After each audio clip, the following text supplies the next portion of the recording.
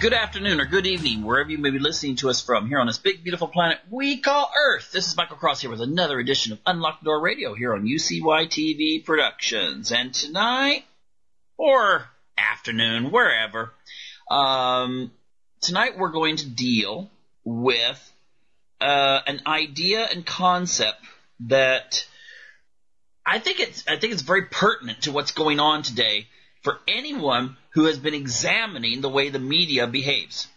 Okay? And when I say media, I don't mean all the media. I'm talking about the corporate media. You know who they are. The big networks, the big corporate newspapers, that everyone just kind of seems to feel are, they kind of are the default source of information and analysis. And, of course, not everyone, but I mean that in a general sense. Now, before I begin, though, with this analysis that I think you're going to find very, very fascinating, because I haven't actually seen this analysis in this way presented anywhere. So, let's go ahead and begin in just a moment. But first, I'm going to encourage people to, if you're listening to this later, on YouTube, then go up to the corner there, where it has my official website, and click that on. You can find all kinds of related articles about these topics. And if you're, a fan of alternative history and science fiction, you might, just check out my new work, The Destiny of Our Past. Just search that, The Destiny of Our Past. It's a detective thriller set during the era of Noah. Anyway, let's get on with the topic. Now, my premise with this show is to say that the corporate media, what sometimes people call mainstream media, is psychopathic as an institution. That's right, psychopathic. Now, while psychopathy is an individual diagnosis, there are those who have, taken this in the concept of analyzing institutions. And I would like to go through around, let's say, 13 of the criteria for someone to be, if it's an individual, to be labeled a psychopath. And I want to see if it matches the way the corporate media operates. Okay? So let's go ahead and begin. 13 of the criteria. Now remember, there's 20 criteria altogether. You don't have to have a yes answer or a most of the time answer for all 20 for the label of psychopathy. Even a significant number indicates concern. So I've dealt with this on previous shows, borderline psychopaths. The people that are kind of close, but not quite psychopathic. You got to kind of watch out for them too. All right? But let's go ahead and begin. Now, the first criteria I'd like to go through is the idea, and I'm taking this from the Test for Psychopathy. You can look this up at the website Arkanside. And I've checked. These are the general criteria you'll find out there. You'll find it on a lot of different websites and so forth. But this is where I'm taking the questions from. Okay, number one, if you're trying to rate your subject, in this case the corporate media, the first criteria we could look at is glib and superficial charm. To be smooth talker, engaging, almost verbally seductive, not really afraid to say anything, and not letting the culture get in the way of how you go about your business. Oh my gosh, doesn't that fit the media at every level? Think about it. How many times, when you turn on the so-called news, network news, what kind of people do they have on there?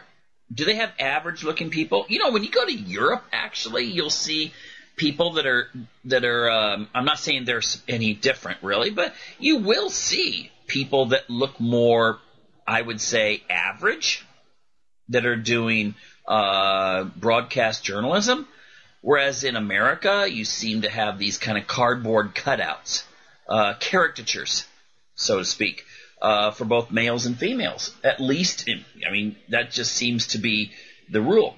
And think about how they talk. Very engaging. These people at the highest national levels of media, whether it be written journalism or the kind where they're paid millions of dollars a year to deliver the news, they learn how to present information. They learn how to even, if it's filmed, they know how to even have their eyes positioned, how their eyebrows should behave, so to speak, when they are delivering a certain broadcast. And these little non-verbal pieces of body language actually can have a great influence on the viewer. It can convey trustworthiness. It can convey truth, even when that person is not really delivering the truth. And when it comes to the media in general, like in print, you can see this all the time. The way they present themselves is always like, oh, we are informing you. And often, if you really, you don't even have to read between the lines to see that there is ways that they use to manipulate. The words they use to describe someone they don't like. I often use the term, you can say a person's a leader or they're manipulative. You can say something's a religion or a cult. Now, actually, religion and cult is kind of the same thing, really. Not letting the atheist off, because, atheism would fall under the category, too, if you look up the definition in the dictionary. Leadership and manipulation both mean getting someone to do something they normally wouldn't do. Now, of course, the person says, yeah, but leaders do it for the good of the people. Well, you know what? That's what every single dictator who's ever lived on the face of the earth will say to justify what they have done or did. And that is, we're doing it for the good of the body politic or the people. All right? So, really, you have to check what words are used, how a story is presented, and so forth. Oh my gosh, you can just pick up almost any publication nowadays and see the bias. It's overflowing. It's oozing out. If bias were oil, it would be draining off your newspaper, and you could use it to put into a lamp and light your house. Okay? It is really, really apparent nowadays. So anyway, if I was going to rate that one, I would say give that a full 2 points right there when it comes to the media. Okay, number 2, grandiose self-worth. Or in other words, you're like the center of the universe. You are what the sun, moon, and stars circle around. Take a look at these people, especially when they're on television. Okay? Just read the definition of a narcissist. By the way, all psychopaths are narcissists, but not all narcissists are psychopaths, okay? Let's just keep that in mind. But you take a look at these people. Look for how they present themselves. Are these people that would even feel comfortable at a bowling alley? A baseball, a minor league baseball game that might take place in your home community? No way, dude. These guys, that would be like, okay, well, can I wash my hands after I go there? For the most part, these people, they may not come directly, some of them do actually, but most of them don't come directly from the upper class. But they identify with them, and they feel that they're very important. The journalists feel that it is their duty to make sure that the people out there get the message that they are putting across. And if anyone questions them, oh my gosh, they must be Russian agents. They must be radicals, either on the far left or the far right. Who would ever question the corporate media? Who would ever question things like, weapons of mass destruction? Oh, people should just trust the corporate media when and remember in those days, when they were talking about, leading into the war in Iraq, there wasn't a question so much as to should we go to war. It was a question of what's the best way to go about this. Okay, even the so-called liberal press was doing that. When Obama went after Libya and pretty much destroyed it, and you got a situation now that is still a catastrophe. The media, I remember how the media in America was making this sound like, oh, he's being forced by NATO. This is a NATO action. Excuse me, who's the big player in NATO? All right? Come on. This is like when George Bush had his coalition of the willing, or whatever he called it, and almost everyone in it was either American or British. Yeah, he had a few troops from here and there and whatever, but it was pretty much American and then, British troops. So the media distorts. It tends to see itself as the source of all good. I remember, I don't care how you feel about Trump, okay? I really don't. There's people that are on the left that listen to this show and people on the right. But I did see a really funny cartoon. It had a picture, it's a caricature. It had a media person facing Trump, and the media person says, bow and kiss my feet or something in my presence. And Trump says, no. And then in the next caption, it has the media person saying, see how arrogant and self-centered this man is? This really, really does fit the way the media is. And it not just for Trump. I saw the same kind of behavior exercised against the Bernie people earlier last year. So, if you're not part of the club, as George Carlin, put it, I guess you're just not going to have all those same benefits and be seen quite the same way. Okay, so, grandiose self-worth. Oh my gosh, all the award ceremonies they have for each other, and then they broadcast it, on TV and say, look how wonderful we are! Seriously, come on. This is only an invention of Hollywood, and later the media got into it too. This has only been going on, during the 20th century. That people that were like, movie stars, and they're part of this media too, were seen as, these wonderful, tremendous icons. They weren't traditionally. Okay? If your son or daughter said they were going to go into acting, it was like, no, what's going on here? But that changed in the 20th century when you had the media become so pervasive that they were able to tell everyone how wonderful they were. So anyway, on grandiose self-worth, I think for the whole, realm of media, I think we can easily give that 2 points or full credit there. Need for stimulation or proneness to boredom.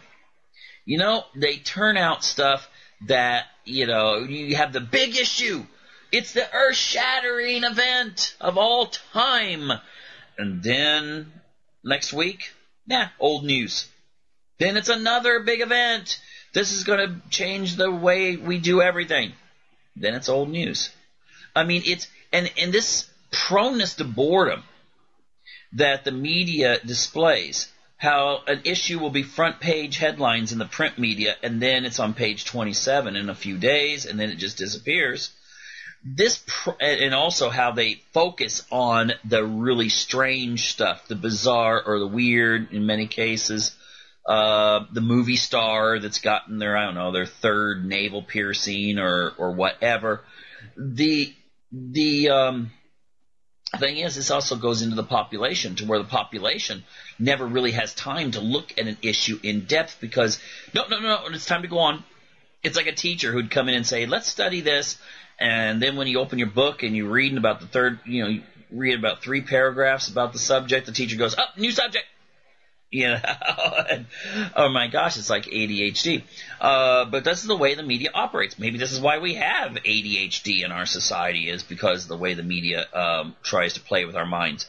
Basically, that's a simple one. I think, proneness to boredom, need for stimulation, low discipline, and so forth. I think easy full credit there too. Oh, then we get to pathological lying. How many categories could we make as subsets of this? The media lies or actually, I would not say so much lying outright to your face. They're more like diplomats. A diplomat is supposed to lie to you without actually lying. Okay? They're supposed to tell you to go to hell, and you look forward to the trip. So that means you become a master of the half-truth. A master of the idea that you present a little bit of a fact, but then you distort it a little. I saw this in a publication just today, and it had something about. Actually, I've seen it twice because there was also something that was on a Facebook feed too, some organization. But this media outlet, won't name the name. They made reference to, and they worded it this way, Donald Trump grabbing women's genitalia. Now, here's the problem. The more you repeat something over and over again, the more people believe it. Now, the problem is he was joking about the cult of celebrityness. In fact, actually, he was putting it down, in a sense. Ironic humor, probably not necessarily the most appropriate humor, but it was not talking about an incident. It was talking about something that, if you're a celebrity, you can get away with anything. And tell me, how many of us think that's not true? Okay? Even our sports players. I knew someone who she went to a she wasn't a groupie, but she had a position in which she was invited to a basketball tournament. I mean, not tournament, but the after game party. And this is in one of the big cities and in a big fancy hotel room. And she actually talked about all these young women that were brought in, and essentially it was almost like, some sort of movie where all the young women are just starting to get paired off with. I mean, they're groupies. Their whole thing was to go in there and then be able to say, oh, I did it with this basketball player or something like that. And I've heard this takes place for a lot of sports. I'm not sure about the chess club, but it does.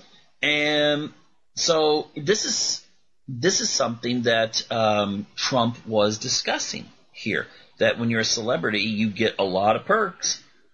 And the problem is that the way this media outlet presented it was it made it sound like he had actually done it. And so I see this with this whole Russia thing.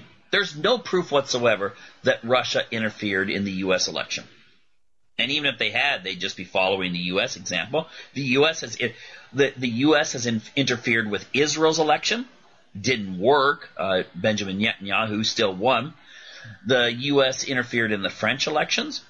We can go back to 1953, where the U.S. actually caused the overthrow of a democratically elected government and changed the course of history forever for Iran and probably much of that region. Okay? America has been meddling in people's affairs for years. And then all of a sudden, it's, like sacrilege if the Russians may have done it. But first of all, I'm just saying, the Russians, there's no proof they did it. All right? There is no proof. There's a lot of innuendo. There's a lot of circumstantial, well, if they had, what if they had done this?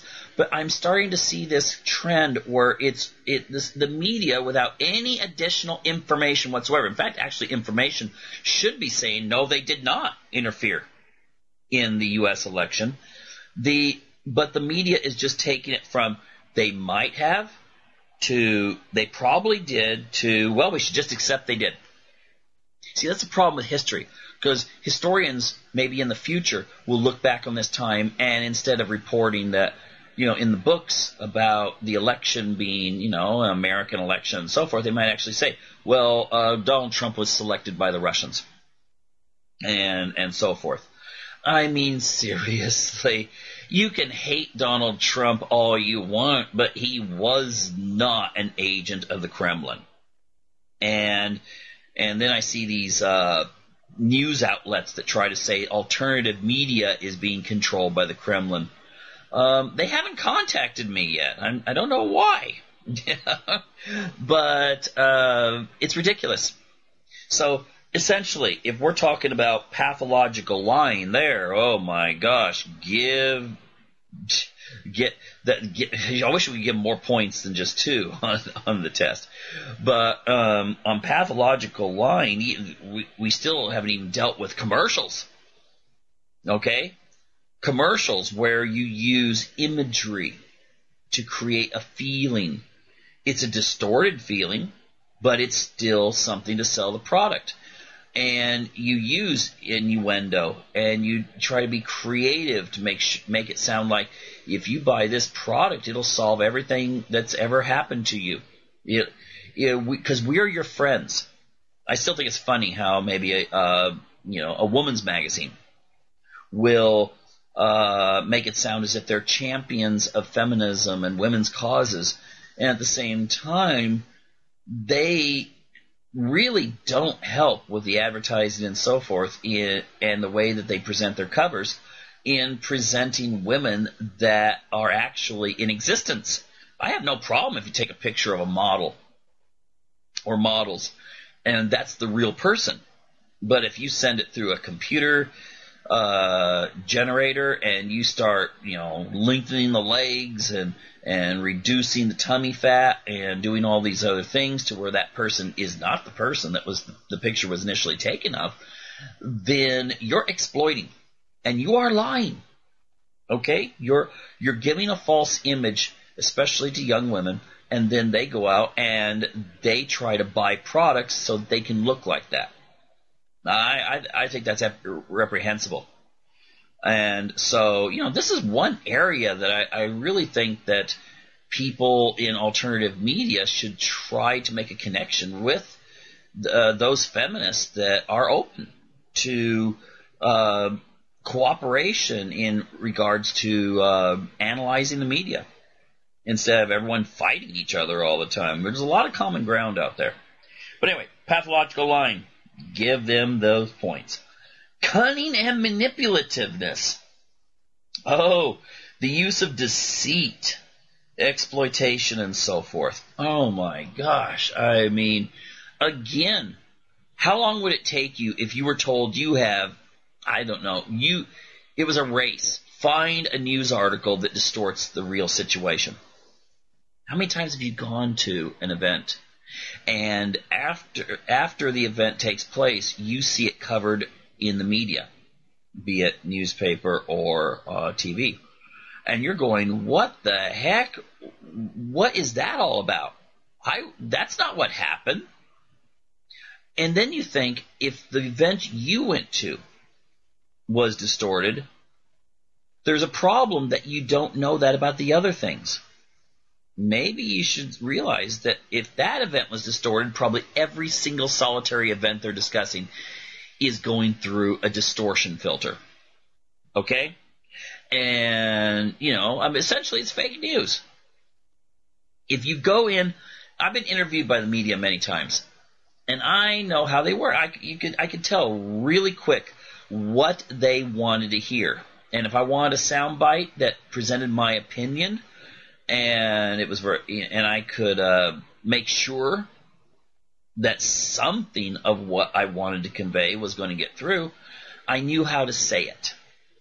And sure enough, almost every time, voila, it makes it into the media. And ultimately, if you have this, it's pervasive. It's the rule. So cunning and manipulative. I mean, that's just the reality of the game. Okay, now we go. Lack of remorse or guilt. How many times do they apologize? They run a story that is absolutely fake. And where do they usually publish the retraction? At the very bottom of the front page sometimes. Sometimes it's on page 30. And so in broadcast media, it's actually quite rare. So you'll get a big giant headline. I don't know, let's go back to the whole Russia thing. Russia, the alternative media is controlled by the Russians or something like that. And then later they retract it. Well, you've already created the image in people's minds. If you say something and then 3 days later say, I didn't mean it, well, the damage has been done. So ultimately, then, that is a really, really lack of any kind of feelings of guilt.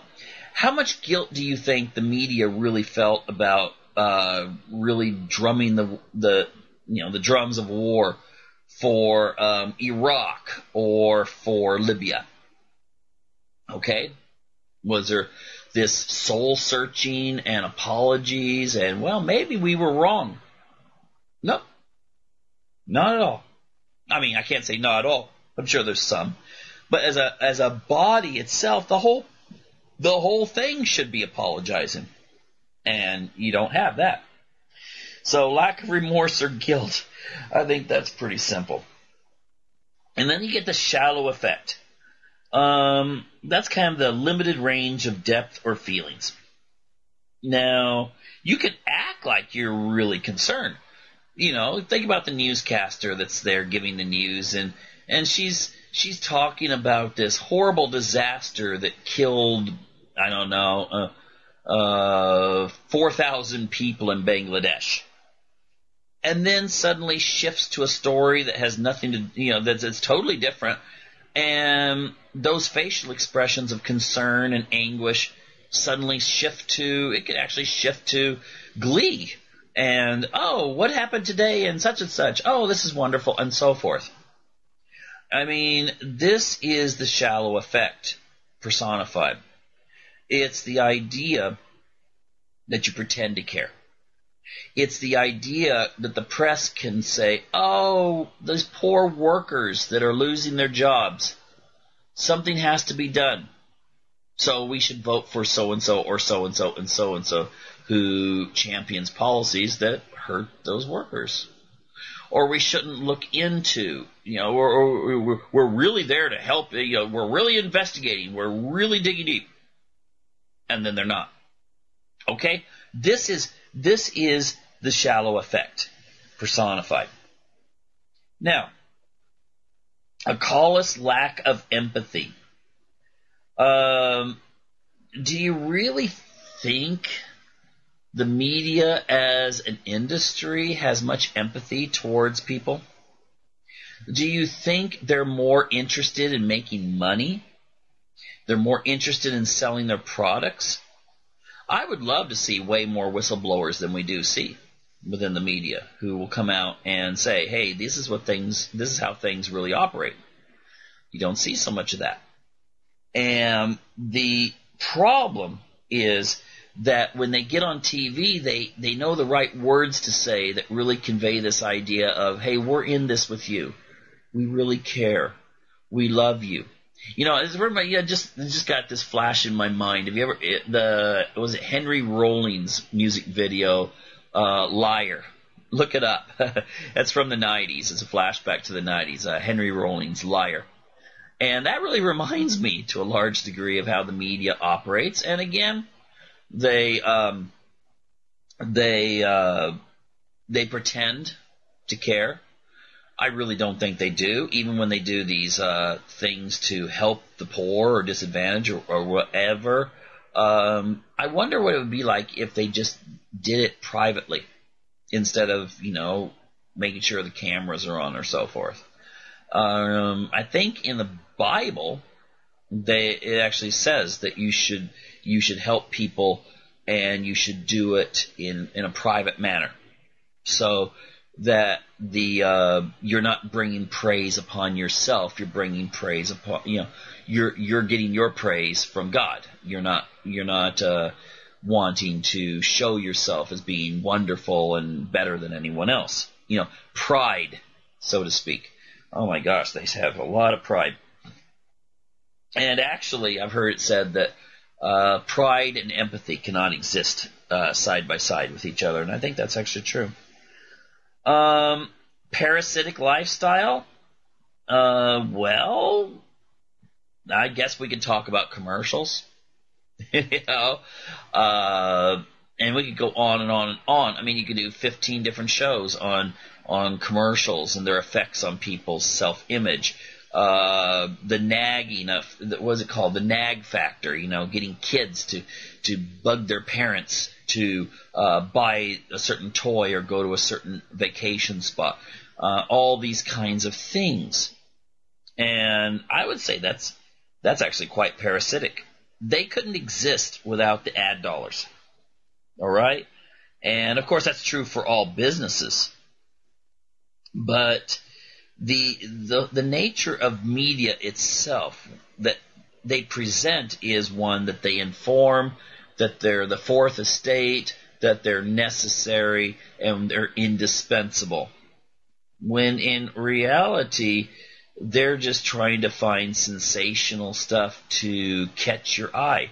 Or they're trying to create eye candy, you know, with celebrities hanging out of their dresses at awards events. Or they're trying to promote their particular agenda from the corporations that own them.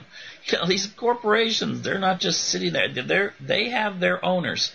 So they have to kind of, you know, it's ratings, but it's also who is behind the scenes too. Poor behavior controls. Well, take a look at how entertainment has gone in recent years. Okay? The kinds of movies, I saw a headline where there's some new movie that is supposed to be so violent that, you know, people are encouraged to be careful. They might throw up or something during it. I mean, this seems like an industry that we see violence and we see gratuitous sexuality or sexual situations. Not stuff that really pertains to necessarily the plot. It's just thrown in to titillate and so forth. And in that sense, I think that would tend to show that there's a poor behavioral control over their industry. Now, there may be rating systems and there may be self-censorship, but it always seems to be creeping a little bit further. It's always like, you know, the two countries that are hostile to each other, and in international waters, they'll let their boat go just a little bit closer to someone else's island and see what they can get away with before they get attacked. Or when the radar gets locked on, and so they can say, okay, that's the extent, that's the limit of their radar. This is the way the media operates. And again, they make it sound, you know, if you're called creative or innovative, if you're someone who produces a TV show or a movie or something that, you know, what would you say, is provocative, that causes people to be uncomfortable. Well, the problem is with this is that what's provocative and really, you know, disturbing this year becomes less disturbing next year. It's a process called desensitization in the media. No, I mean in psychology. And the more you get of something, the less it actually affects you. And then finally you're at a point where you're just sitting there munching on chips and watching something that maybe 5 years ago you'd have been like, oh, there is no way I would ever watch such a thing. Or you're letting your kids watch things on a show and say, well, honey, you know, the wife or the husband says, are we sure that the kids should be watching this? And say, well, honey, it's got high ratings. A lot of people are watching, I guess. Yeah, let them watch it. And, you know, they've got some sort of sex scenes taking place that, you know, I mean, you know, kids are like 12 or 13 watching it. So, and then we get into promiscuous sexual behavior. Well, trademark of Hollywood, isn't it? The media doesn't, shy away from these things either. I mean, there's a lot of media that they're quick to report, on, wardrobe malfunction for this young starlet at awards ceremony. A lot of times they'll blur it, but still, it's caught the person's attention. Believe me, it's going to get a lot more views than their article on the IMF operations in Latin America. Okay, so sex sells, and the media knows better than to really oversaturate the market. So there's you only push it to a certain edge. I mean, pretty soon, if everything was like some people thought it would be in the 60s, that everyone would be running around naked on TV and there'd be sex and all this kind of stuff, that would bore the audience, and they would eventually whatever. And and so there would be no further levels to take it. So you keep it at a level that still makes it, you got that wonderful mix of puritanicalism and hedonism, and that keeps the ratings up. So anyway, promiscuous sexual behavior. Watch your average primetime show nowadays. They don't show the stuff, that you might see if you watch things on cable networks. They don't show it. But come on, it's basically presented. Lack of realistic long-term goals. Well, I would actually say that if the media really examined itself for what it's doing to the public mind, and they looked at it really in an empathetic, caring way, I think they would change many of the things that they do. But instead they don't. So, that's a lack of realistic long-term goal, at least for the country. Impulsivity. Again, we've talked about this already. The idea that, there's not, you present things and then there's, not this kind of looking at what the long-term effects are.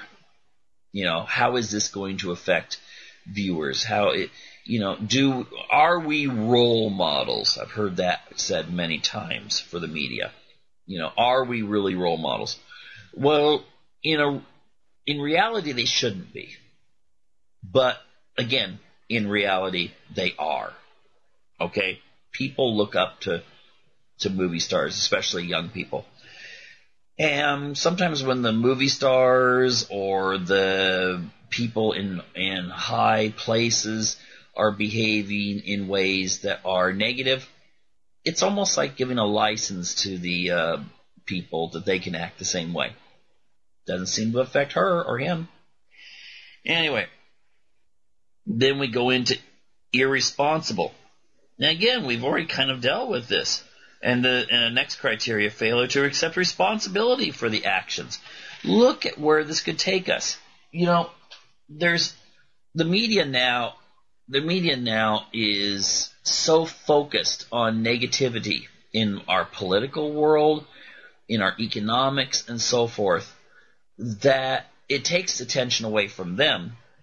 But at the same time, it's not impossible to analyze, present your view, and do so with facts and good reasoning. All right? It's not impossible. But that's not being used so much. It's almost as if it was propaganda. In fact, actually, I would say it is propaganda. That's where you cross the line, really, where you see your audience not as fellow citizens, but as targets for your information. And I think that's where our media is in America today. Again, they are still sensitive to their viewers.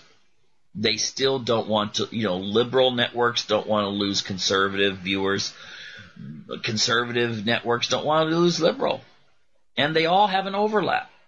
But they are still going further and further into this irresponsibility of basically just throwing out I was about to say garbage, but in a sense it would be. If you don't give information in an unbiased manner, in an analytical manner, meaning that you fairly present at least two sides. Now, you can be argued maybe you should present more than just two, but at least two sides fairly presented. Then you don't have analysis. Then you are just basically a tool of whoever is your owner, whoever controls the message ultimately. And so I think I've actually gone for more than 13, haven't I? Yeah, I don't know if we could say criminal versatility or whatever, but essentially, these are the characteristics that are often listed for psychopathy. And I think it'd be quite easy as an institution to say that the mainstream media does behave quite psychopathically. And when we keep that in mind, and also keep in mind the damage that psychopaths can do in,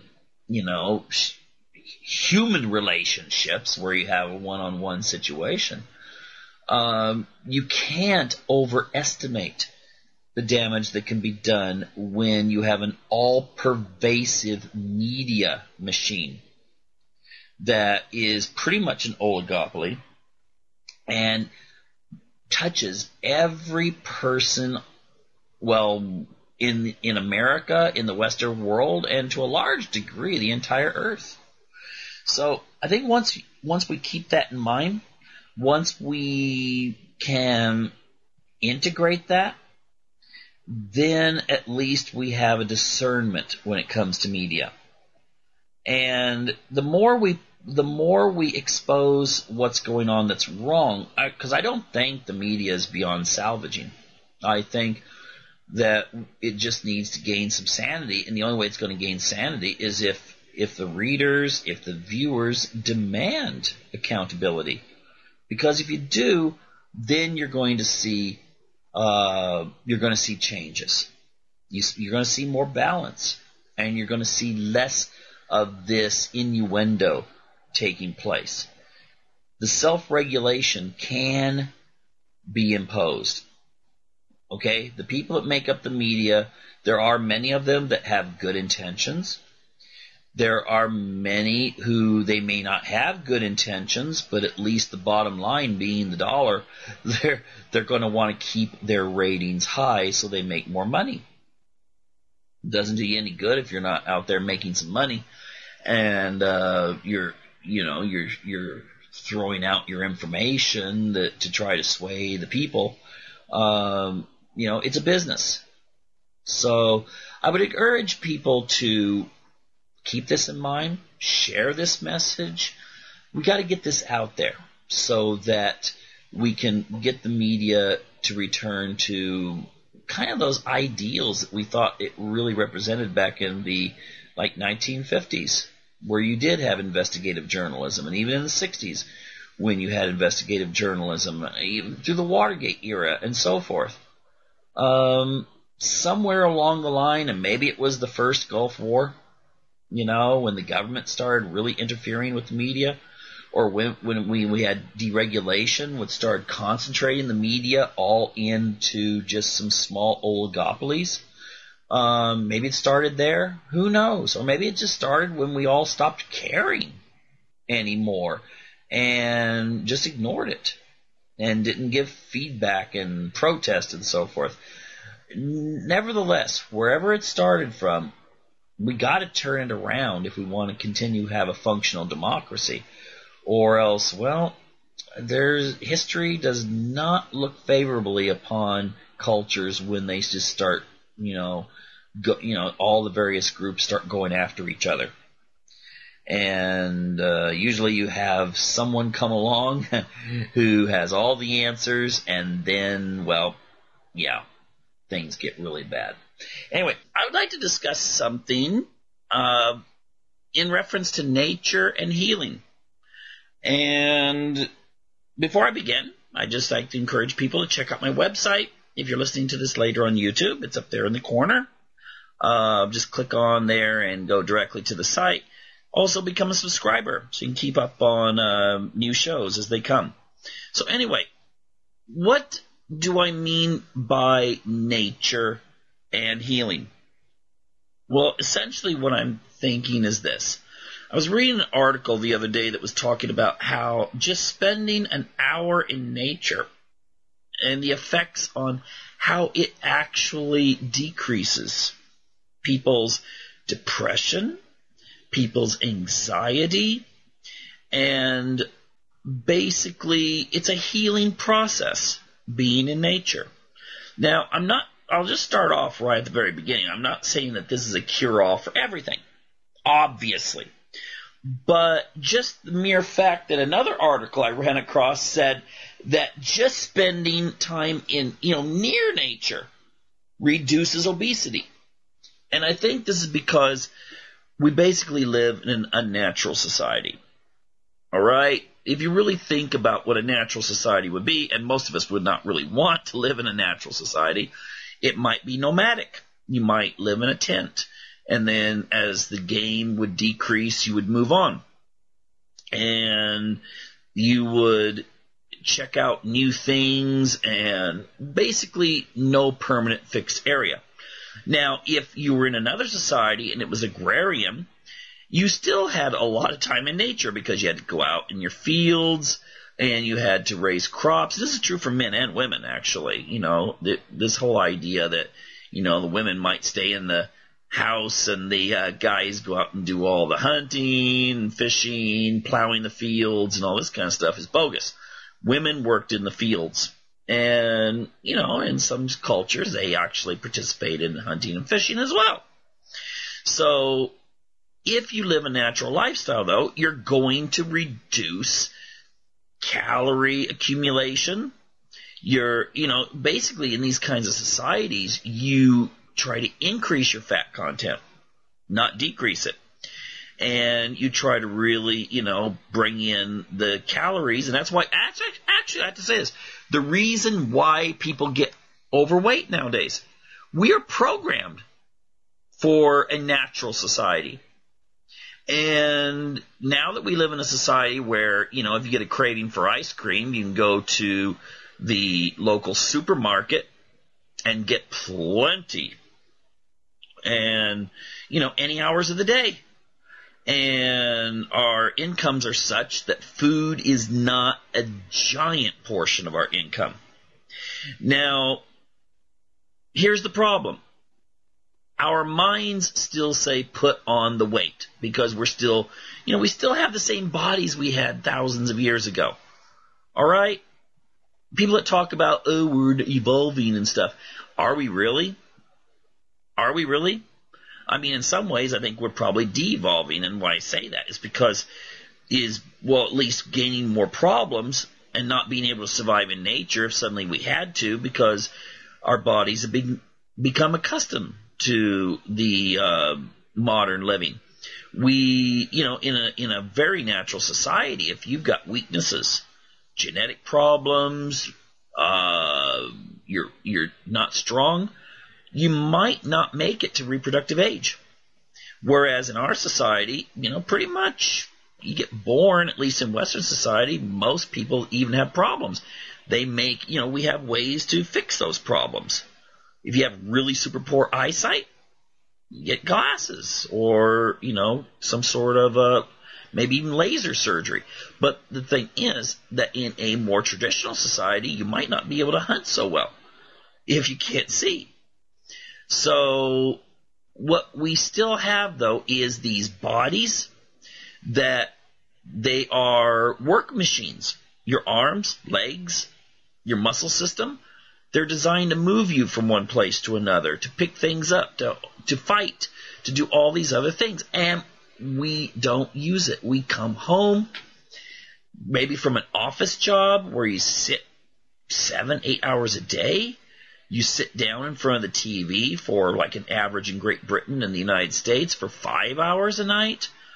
And that's just not natural. No one in a traditional society, unless, you live maybe in an Eskimo community in the middle of winter, you might spend a lot of time sitting.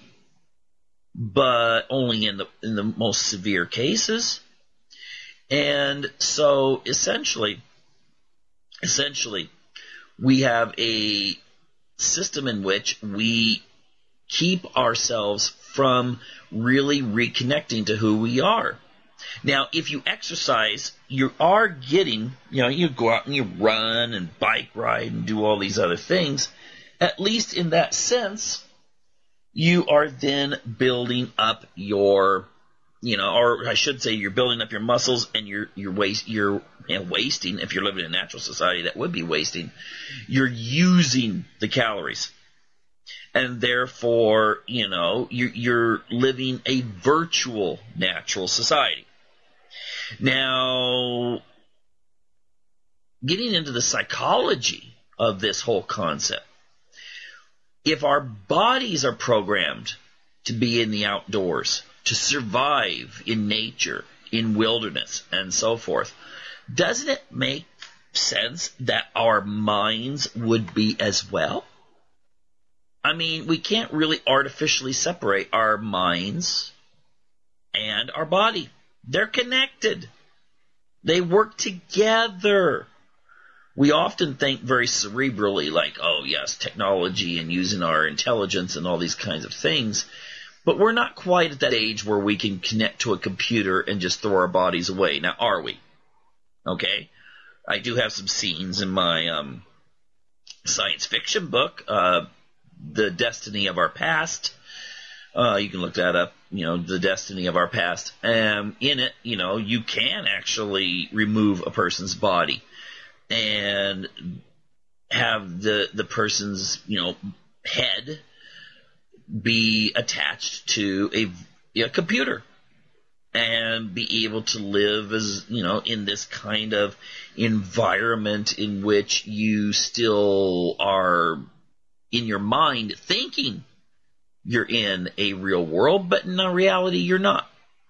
But the thing is that, yes, at this present time in our technology, we are still dependent on, if you want to be in nature, TV's not going to do it. Watching a nature show? No, because it's unnatural. Okay? The light is unnatural. The settings are determined by someone else. Maybe you want to look over there at the river. Well, the cameraman pans over to something going on the bank. So ultimately then, you want to get out in nature, you should go out there for the real thing. Now, unfortunately, many people feel that that's just like, okay, there's a forest, there's some trees. And we've sort of come to this, maybe with our social media, maybe with television and these other things, and everything's presented greater than life. So, instead of thinking, hey, it'd be fun to, go see some hills, we can instead, on TV, watch someone climb Mount Everest. Instead of going fishing for ourselves, we can watch a fishing show on TV. Instead of, whatever. It's greater to be a spectator. And in reality, though, if we get out and actually participate, that's much better for us. It's much better for us to go out to, I don't know, some area that just has a bunch of scrub oak or something like that, than to go to some really fancy theme park. Because the fancy theme park is designed to still keep the dopamine pumping out, just, like the same thing. You ride an exciting ride. Yes, it's fun, but it's still keeping your body in a tense fight or flight mode. Going out in nature, you can really relax. It really connects you. I know one thing about nature. I forget to eat. I know there's a lot of people, it's like, oh, let's pick a picnic, big old picnic lunch and go out in nature. I'm the opposite, actually. When I go out in nature, I just forget to eat. And it's because you get relaxed. You get this feeling maybe of euphoria. You get the, your mind is seeing so many different but natural things. And you never know what's around the corner. You never, so things take on a new significance. And maybe seeing a squirrel or a woodpecker or a badger or a raccoon or even a possum is interesting. Whereas you wouldn't maybe want to look at those at a zoo, like, oh yeah, let's go to the zoo and look at a woodpecker. But you would, in nature, think that's pretty awesome, because you know that it's a random chance that you're going to run across certain animals. Now, hopefully you won't run across a random cougar or bear, but even then, that kind of adds a little bit of excitement to it, but in a good way. It gets us to reconnect to our roots, and I would say that's even spiritual. I remember I was on an excursion with a guy, and he was from Iraq, and it was in Salt Lake City. And he looks over the mountains and goes, how could anyone be an atheist surrounded by these beautiful mountains? And it really is true.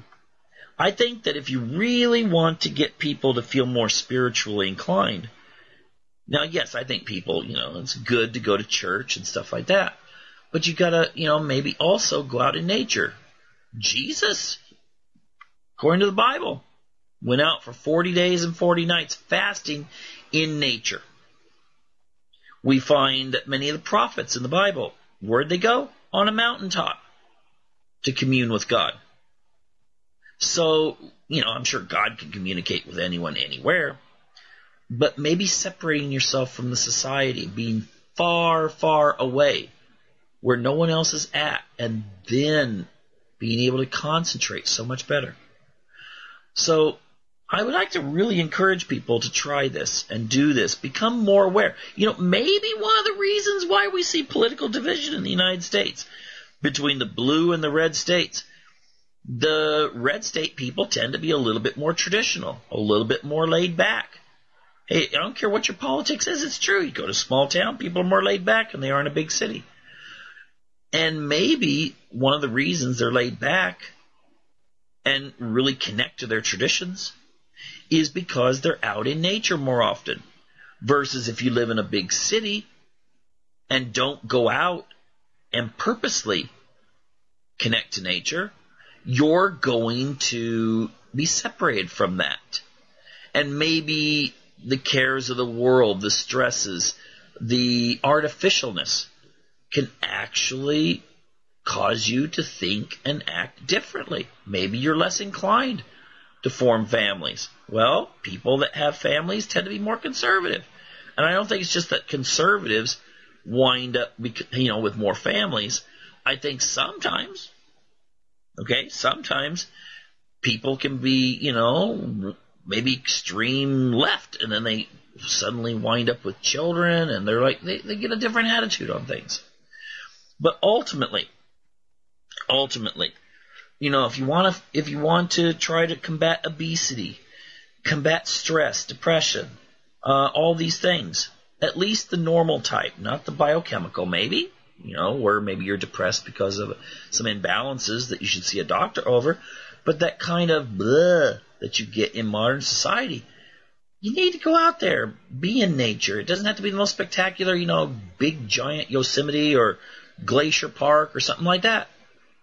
But just somewhere where you are away from people, where there's trees and grass. If you live out in the desert, sagebrush, it doesn't matter. But that's where you can rejuvenate, because our minds were designed for nature. And if we take it away from nature, that's unnatural. And if our bodies can wind up deteriorating, if they're not put through natural processes, even substitute ones like exercise, then shouldn't our brains be the same way? Okay? Anyway, that's all I want to say at this point on that. And I encourage people to come back next week for another edition of Unlock the Door Radio here on UCY TV Productions.